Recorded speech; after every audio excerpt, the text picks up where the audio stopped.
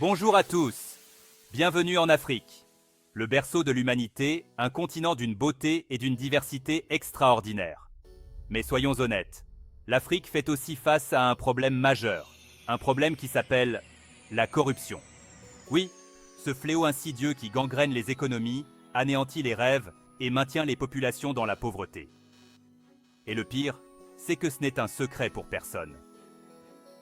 Chaque année, Transparency International publie son classement des pays les plus corrompus au monde. Et devinez quoi?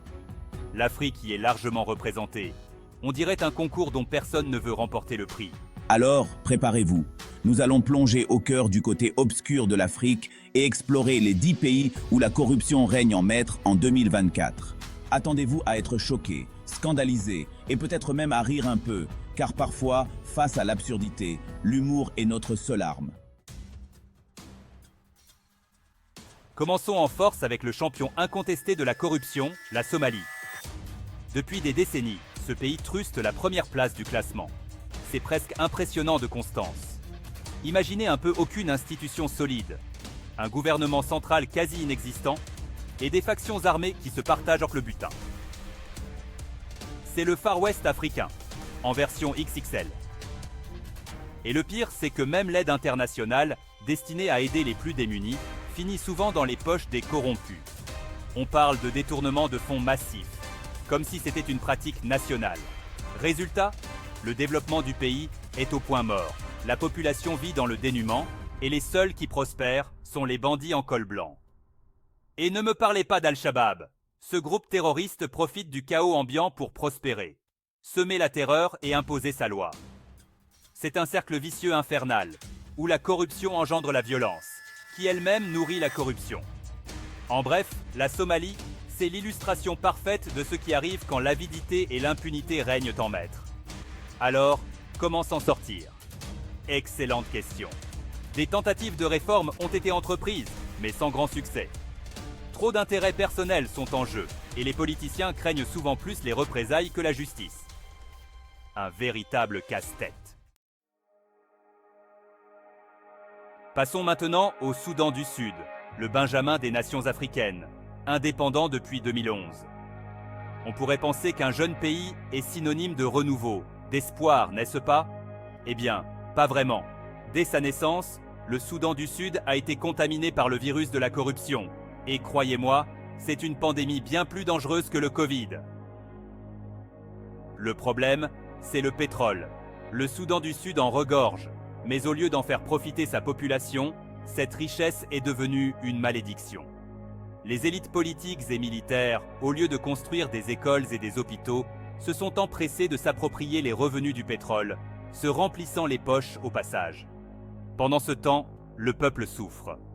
Guerre civile, famine, déplacement massif de population, le Soudan du Sud a connu toutes les catastrophes possibles. Et le pire, c'est que la corruption est au cœur de tous ces problèmes. Elle alimente les conflits, elle entrave l'acheminement de l'aide aux plus démunis, et elle sape tous les efforts de paix et de reconstruction. Le Soudan du Sud, c'est la preuve que l'abondance de ressources naturelles ne suffit pas à garantir le développement, surtout quand la corruption ronge le pays de l'intérieur. Direction la Guinée équatoriale, un petit pays d'Afrique centrale, riche en pétrole, mais pauvre en démocratie et en droits de l'homme. La raison? Un seul homme, ou plutôt une seule famille, les Obiang. Depuis plus de 40 ans, Teodoro Obiang Nguema et sa famille dirigent le pays d'une main de fer, transformant la Guinée équatoriale en une sorte de monarchie pétrolière. Imaginez un instant. Le pétrole coule à flot, mais la majorité de la population vit dans une pauvreté extrême. Pendant ce temps, la famille présidentielle mène une vie de luxe obscène, avec des palais, des voitures de sport et des comptes bancaires bien garnis. D'où vient tout cet argent? Des caisses de l'État, bien sûr, les fonds destinés aux infrastructures, à l'éducation, à la santé, tout y passe. Pour les Obiang, la Guinée équatoriale est leur propriété privée. Le plus ironique, c'est que la Guinée équatoriale a tout pour réussir. Mais tant que la corruption régnera en maître, le pays restera prisonnier de son destin tragique. Numéro 4. Soudan. L'héritage persistant d'Omar el-Béchir. Prochain arrêt. Le Soudan. Ce pays a connu une révolution populaire en 2019 qui a mis fin au régime autoritaire d'Omar el-Béchir. Un signe d'espoir? Pas si vite. La corruption, elle, a la peau dure et elle continue de gangréner le pays. L'armée, qui a longtemps profité du système, conserve une forte influence sur l'économie et les anciennes élites corrompues sont toujours présentes, prêtes à tout pour conserver leurs privilèges. Leurs armes? Le clientélisme, le népotisme et bien sûr, le détournement de fonds publics. Le Soudan est un parfait exemple de la difficulté d'éradiquer la corruption, même après un changement de régime. Les vieilles habitudes ont la vie dure, et il faudra bien plus qu'une révolution pour instaurer une véritable culture de la transparence et de la bonne gouvernance. Nous voici en République démocratique du Congo, la RDC pour les intimes. Ce pays gigantesque au cœur de l'Afrique possède des richesses naturelles extraordinaires. Diamants, or, cobalt, on y trouve de tout. Alors, avec autant de richesses, la RDC devrait être un pays prospère, n'est-ce pas? C'est là que le bas blesse. La RDC est l'un des pays les plus pauvres au monde et la corruption est la principale responsable de cette situation ubuesque. Imaginez un peu des mines contrôlées par des seigneurs de guerre, des contrats miniers opaques, des fonctionnaires corrompus jusqu'à la moelle. Bref, un système où l'argent du peuple congolais finit dans les poches d'une poignée de personnes au lieu de servir à développer le pays. La RDC, c'est le symbole tragique de la malédiction des ressources naturelles où l'abondance devient un facteur de conflit et de corruption, plongeant le pays dans un cercle vicieux de pauvreté et de violence. Numéro 6. Tchad. L'instabilité et ses conséquences. Prochain arrêt, le Tchad. Ce pays d'Afrique centrale est confronté à de nombreux défis, pauvreté, insécurité et bien sûr, corruption. Et comme vous le savez, ces fléaux vont souvent de pair. Le Tchad est un peu l'archétype du pays instable, où les coups d'État sont monnaie courante. Et qui dit instabilité politique, dit souvent corruption généralisée. Les élites au pouvoir, soucieuses de s'enrichir rapidement, n'hésitent pas à piller les caisses de l'État, laissant la population à la merci de la pauvreté et du sous-développement. Le pire, c'est que le Tchad possède d'importantes réserves de pétrole. Mais au lieu de profiter à la population, cette manne financière est souvent détournée par les dirigeants corrompus. Résultat, les services publics sont inexistants, l'éducation et la santé sont au plus bas et la population est livrée à elle-même.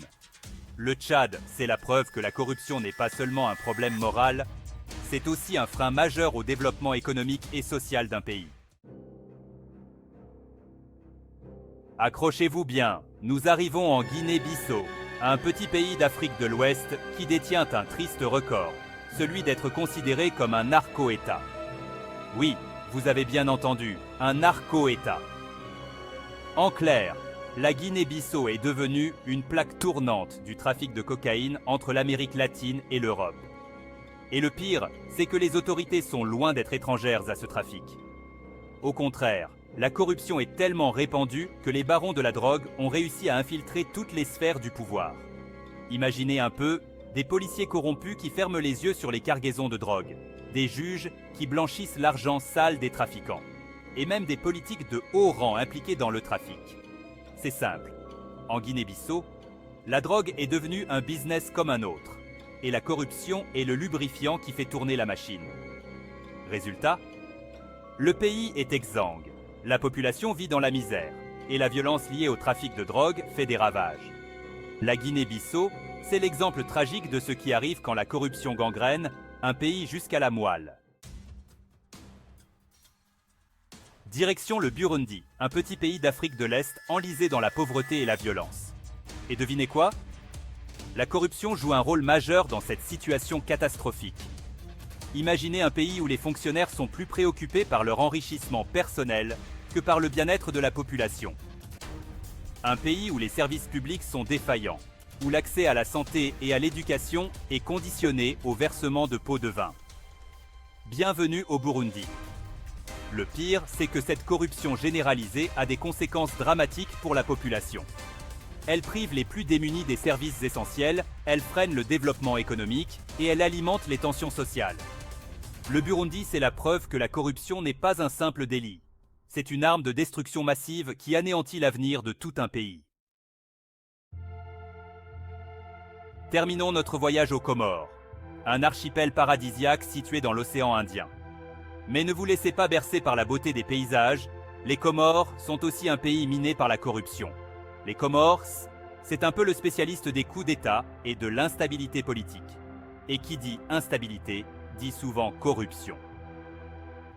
Les élites au pouvoir, souvent éphémères, profitent de leur position pour s'enrichir rapidement, sans se soucier de l'intérêt général.